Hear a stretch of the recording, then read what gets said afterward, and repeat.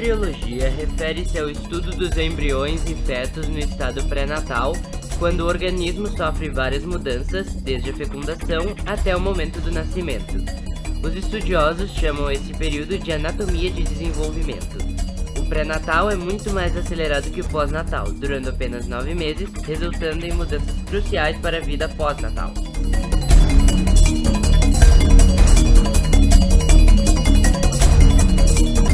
Podem ocorrer anormalidades no pré-natal, o que resultaria numa criança com problemas congênitos.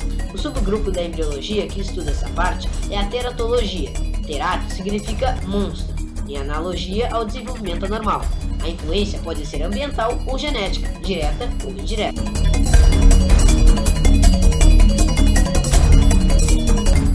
Os 4 objetivos na embriologia são: integrar o pré-natal com a ciência e vertentes da medicina, para entender a embriologia diminuindo os riscos de gestação, desenvolver e aplicar o conhecimento durante a gestação, entender a alteração na estrutura humana, esclarecer a anatomia fetal.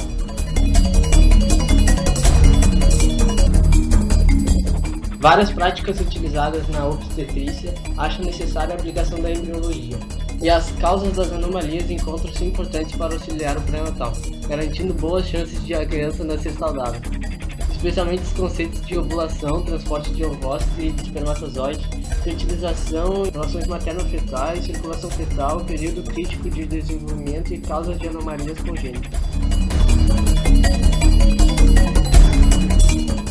No entanto, as anomalias que ocorrem neste desenvolvimento podem causar a morte da criança no seu primeiro ano de vida, ressaltando a importância deste estudo, já que pode prevenir tais anomalias. Cirurgias também são necessárias nas idades infantil, perinatal e fetal.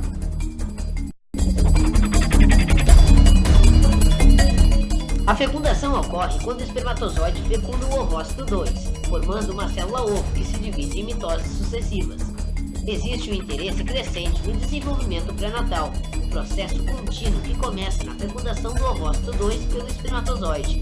Apesar da maioria das mudanças acontecerem no pré-natal, ocorrem várias significativas no pós-natal, na infância, adolescência e fase adulta.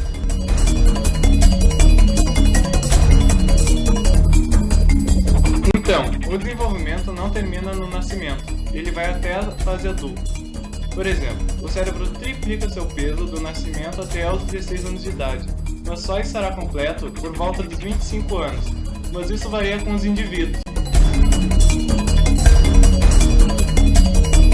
Mas a embriologia não se limita apenas aos animais, também pode ocorrer nas plantas.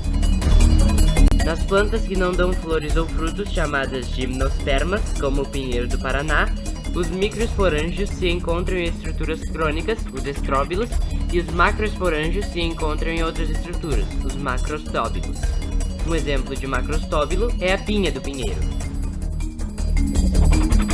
Nas plantas que dão flores e frutos, os angiospermas, os microesporângios correspondem a órgãos homólogos, as anteras, e os macroesporângios são os pistilos.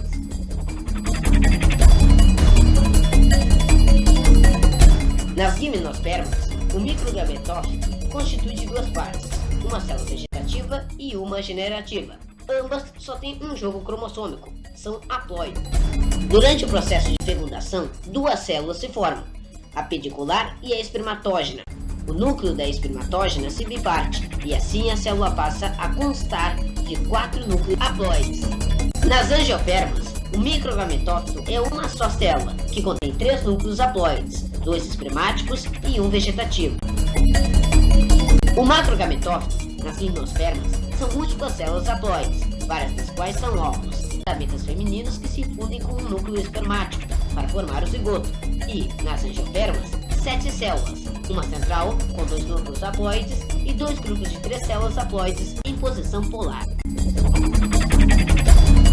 Quando o microgametófito, contido num grão de pólen, entra em contato com o macroesporângio, a polinização ocorre. E entram em contato com as células do macrogametófito para processar-se a fecundação.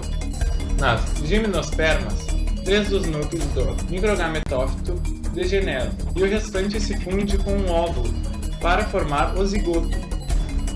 Nas angiospermas, um dos núcleos espermáticos se une ao óvulo. A célula central de um dos polos do microgametófito e o outro se funde com um dos dois do núcleo da célula central. Assim se constitui o endosperma, o tecido de reserva que serve de nutriente ao embrião durante seu desenvolvimento. Os zigotos formados começam a dividir-se ativamente pela mitose, até formar o embrião, que nada mais é do que uma raiz e um talo jovem de 2 ou mais cotilédonos. As folhas embrionárias nas gimnospermas e de 1 ou 2 cotilédonos nas angiospermas. A multiplicação das células caracteriza distintas zonas embrionárias.